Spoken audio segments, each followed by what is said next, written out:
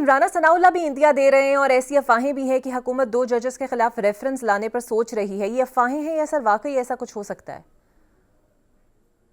جی، رانا صاحب چونکہ اس وقت حکومت کے اندر موجود ہیں، ان کو بہتر انفارمیشن ہوگی. لیکن میں آپ کو مسلم لیگ نون کی حد تک کہہ سکتا ہوں کہ ہماری یہ کوئی پالیسی نہیں ہے.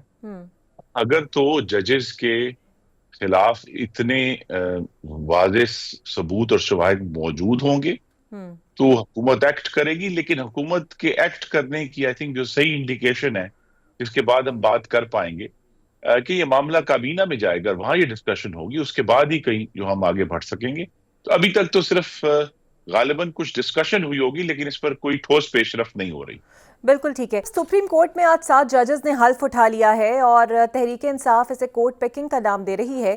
آپ کو لگتا ہے کہ ایسا ہی ہے اور حکومت عدلیہ پر مکمل کنٹرول حاصل کرنا چاہتی ہے اور اسے فتح کرنا چاہتی ہے، اسی لیے یہ سب ہوا؟ جی، پاکستان کی جو جمہوریت ہے اس کے اندر ایک ارتقا ہوا ہے، یہ ایولوشن ہو رہا ہے. میں چونکہ اس کا عینی شاہد ہوں کہ 2008 اور 2009 میں کس طرح جو ہے وہ ایک پوری کوشش کی گئی عدلیہ کی آزادی کی سیاسی جماعتوں کی طرف سے. عدلیہ خود تو تحریک نہیں چلا سکتی تھی، لیکن ہم نے کوشش کی، میں خود بھی اس کا حصہ رہا. اس کے نتیجے میں پھر 2010 میں جو ہے 18ویں آئینی ترمیم ہوئی، 19ویں ترمیم ہوئی، اور ایک تجربہ کیا گیا کہ کیا عدلیہ کے اوپر مکمل انحصار کیا جا سکتا ہے کہ وہ اپنی جو اپوائنٹمنٹس ہیں اور اپنے آپ کو جو اندرونی انہوں نے خود احتسابی کرنی ہے، اپنی پرفارمنس چیک کرنی ہے، کیا یہ کام ہو سکتا ہے یا نہیں ہو سکتا. کیا اس کے ذریعے اگر عدلیہ کو مکمل طور پہ اس معاملے میں ڈسکریشن دی جائے گی تو کیا وہ پاکستان کے عوام کے جو مختلف ان کے پاس لاکھوں کیس ہیں ہر لیول پہ، کیا اس سے بہتری سے ڈیل کر پائیں گے. اور 14 سال بعد 2024 میں اس کا جواب آ چکا تھا کہ نہیں. نہ ہی ججز کی تقرری میں، نہ ہی جو مقدمات کو نمٹانے میں، نہ ہی اپنے اندر کی خود احتسابی، چاہے وہ سپریم کورٹ سے لوور ہائی کورٹ اور ہائی کورٹ سے پھر سیشن کورٹ اور سیشن کورٹ سے سول کورٹ، کسی جگہ پر بھی وہ مطلوبہ نتائج حاصل نہیں ہوئے جو پاکستان کے عوام کو جو ہے فائدہ پہنچا سکیں اور ساتھ ہی پاکستان کی جمہوریت کو تقویت دے سکیں. تو لہٰذا 26ویں آئینی ترمیم کے تحت ایک پارلیمان نے ایک اجتماعی دانش کو استعمال کرتے ہوئے ایک فیصلہ کیا ہے، جس کے نتیجے میں اب مختلف جگہوں پر اپوائنٹمنٹس ہو رہی ہیں. اور ابھی اس کو کہنا بہت جلد ہے کہ یہ کیا طریقہ کار ہے یا اس کے کیا نتائج آئیں گے. ہماری توقع یہی ہے کہ پارلیمان کا جو رول اب پہلے سے زیادہ ہے ججز کی تقرری میں، ججز کو دیکھنے میں، اور وہ جو ایک سیپریشن کی گئی ہے میثاق جمہوریت کے نتیجے میں کہ کانسٹیٹیوشنل کورٹ اور دوسرے کورٹ کے کیسز علیحدہ ہیں، اس کے نتائج جو ہیں انشاءاللہ آنے والے سالوں میں بہتر آئیں گے. جس کی ایک شکل صرف ہم نے دیکھی ہے کہ آج جو پہلی دفعہ ایک اور عوام کے لیے غالباً خوشائند بات تھی کہ کھلی فضا میں سب کے سامنے حلف لیے گئے.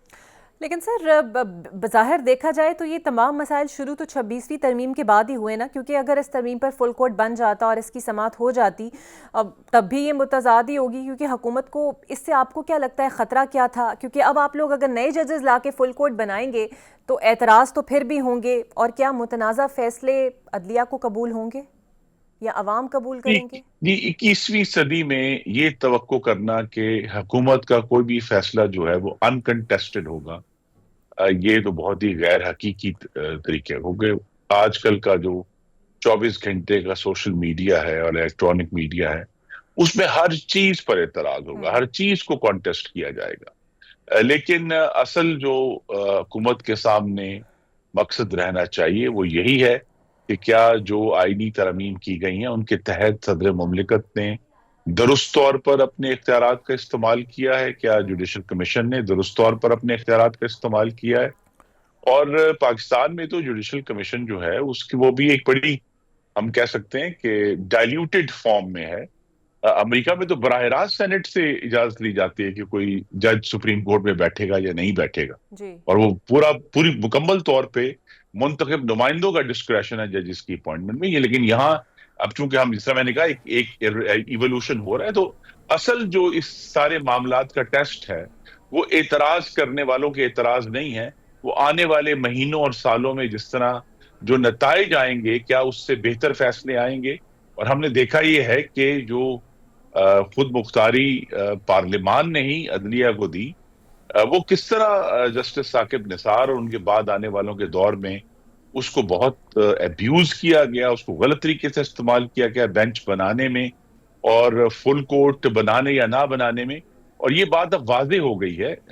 میں ایک عوامی نمائندہ ہونے کے نتیجے سے اور ایک لانگ ٹائم پارلیمنٹیرین ہونے کے نتیجے سے یہ کہہ سکتا ہوں کہ پارلیمان کو وقتاً فوقتاً جو عدلیہ ہے اس کے بارے میں قانون سازی کرنی ہوگی، تاکہ ان کو بھی یہ معلوم ہو کہ عوام کے جو منتخب نمائندے ہیں ان کی کارکردگی کو جانچ رہے ہیں، اور جو ان کے ارد گرد رولز ہیں یا تو وہ آج خود اپنے رولز جو ہیں وہ اس قسم کے ڈرافٹ کر لیں کہ ایشوز ریز نہ ہو. لیکن جب ایشوز ریز ہو رہے ہیں، اور ہم نے دیکھا ایک بہت ہی، میں یہ کہوں گا، افسوسناک خط بازی ہوئی ہے.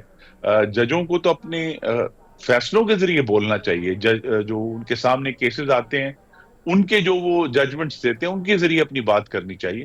لیکن اب یہاں جو ہے وہ خط لکھے جا رہے ہیں جس سے ایک میری نظر میں تو بے سر مقصد تناؤ ہے، اور یہ کہ بھی جو اس وقت تناؤ ہے، ہونا ہے کہ اس کا نتیجہ کیا نکلے گا. بالکل صحیح. اچھا سر، پی ٹی آئی کے ساتھ اب بات چیت کا کیا سٹیٹس ہے؟ کیا آپ کی طرف سے بھی اب بھی کوئی چانس ہے، یا سمجھا جائے کہ حکومت کی طرف سے بھی دروازے بند ہو چکے ہیں؟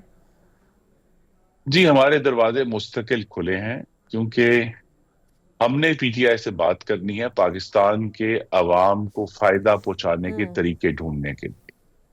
اگر ان کے پاس کوئی فارمولا ہے جس کے ذریعے، اب ان کو 12 سال ہو گئے خیبر پختونخوا میں حکومت کرتے ہوئے، کہ وہ اگر ان کے پاس بہتر تجربہ ہے کہ دہشت گردی سے کیسے لڑنا ہے تو ہم ضرور بات کریں گے. اور ان کے پاس بہتر تجربہ ہے کہ عوام کو صحت اور تعلیم اور امن و امان پہنچانے کے لیے کس قسم کی قانون سازی کرنی چاہیے، ہم بات کرنے کے لیے تیار ہیں. لیکن ان کا جو ایک مکمل طور پہ obsession ہے کہ وہ صرف بانی چیئرمین کے لیے بات کرنا چاہتے ہیں، تو ہمیں یہ یاد کرانا ہے کہ پاکستان کے عوام نے 8 فروری کو ہمیں آپس میں لڑنے کے لیے یا صرف ایک شخص کی رہائی کے اوپر اپنا وقت ضائع کرنے کے لیے ووٹ نہیں دیے تھے. انہوں نے ہمیں ووٹ دیے تھے اپنی زندگیاں بہتر کرنے کے لیے، اپنے بچوں کا معاشی مستقبل بہتر کرنے کے لیے، نیا روزگار ڈھونڈنے کے لیے، پاکستان کی سلامتی کو مضبوط کرنے کے لیے. تو ہم سب یہ چاہتے ہیں، اور حکومت کا یہ ویو ہے کہ ہم جو پولیٹیکل ڈسکورس ہے، جو گفتگو ہے، اس کو عوام کی فلاح اور عوام کی زندگیاں بہتر کرنے کے لیے موڑنا چاہتے ہیں، اور اس کے لیے ہم ہر وقت ان کے ساتھ بات کرنے کے لیے تیار ہیں. بالکل صحیح. اور آرمی چیف کو جو خط پی ٹی آئی کی طرف سے لکھا گیا سر، اس کا تو جواب انہیں مل گیا، لیکن ایک خط تو ڈوزی اور آئی ایم ایف کے وفد کو بھی انہوں نے بھیجا ہے، اس کا جواب آنا باقی ہے. آپ کو لگتا ہے اس سے حکومت کو پریشان ہونا چاہیے؟ کیونکہ ایک وقت تو وہ بھی تھا جب خود آئی ایم ایف جا کر پی ٹی آئی سے ملتی تھی اور ملک کو قرض پیکج دینے کی حمایت بھی کرتی تھی اس ٹائم. اس میں دو باتیں ہیں. حکومت کے لیے تو یہ کوئی پریشانی کا باعث نہیں ہے. یہ ہم سب پاکستانیوں کے لیے جو اس ملک کو مضبوط کرنا چاہتے ہیں ان کے لیے پریشانی کا باعث ہے کہ پی ٹی آئی، چاہے وہ آئی ایم ایف ہو، چاہے وہ یورپین یونین میں جی ایس پی پلس ہو، چاہے وہ امریکہ ہو، وہ اپنے سیاسی مقصد کے لیے ملک دشمنی کر رہے ہیں اور پاکستان کو ان فورمز پر کمزور کر رہے ہیں، پاکستان کے خلاف جھوٹی پٹیشنز فائل کر رہے ہیں، جو کہ بہت ہی خطرناک بات ہے. آئی ایم ایف کے بارے میں اکثر لوگ یہ بھول چکے ہیں کہ 24 فروری 2024 کو بانی چیئرمین نے خود خط لکھا تھا اور آئی ایم ایف کو پاکستان کی سیاست میں مداخلت کی دعوت دی تھی، اور کہا تھا کہ جب تک الیکشن کا آڈٹ نہیں ہو جاتا پاکستان کو قرضے کا $1 بھی نہ دیا جائے.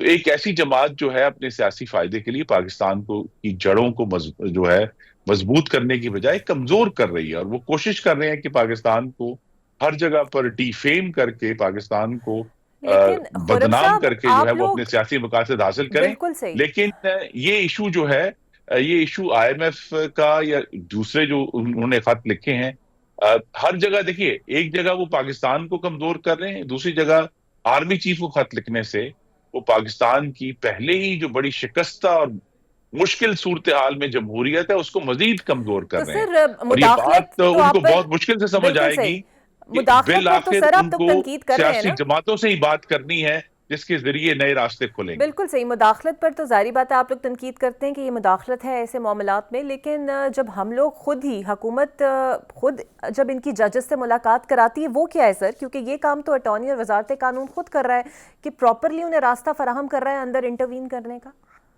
جی میں اس کا دفاع نہیں کروں گا. سچ یہ ہے کہ اس پر مجھے بھی بہت تشویش ہے، اور یہ اصل میں جو ایگریمنٹ پچھلے سال ستمبر میں ہوا تھا اس میں یہ کہا تھا کہ حکومت جو ہے وہ آئی ایم ایف کی معاونت کرے گی. ایک گورننس اسیسمنٹ کا لفظ استعمال کیا گیا تھا، لیکن اس سلسلے میں اور بہت سارے بہتر طریقے ہو سکتے تھے. تو اس کا تو بہتر جو توجیہ ہے وہ کابینہ کے وزراء ہی دے سکتے ہیں کہ یہ جو ملاقات ہے اس کو کروانے کے پیچھے کون سے محرکات. بالکل.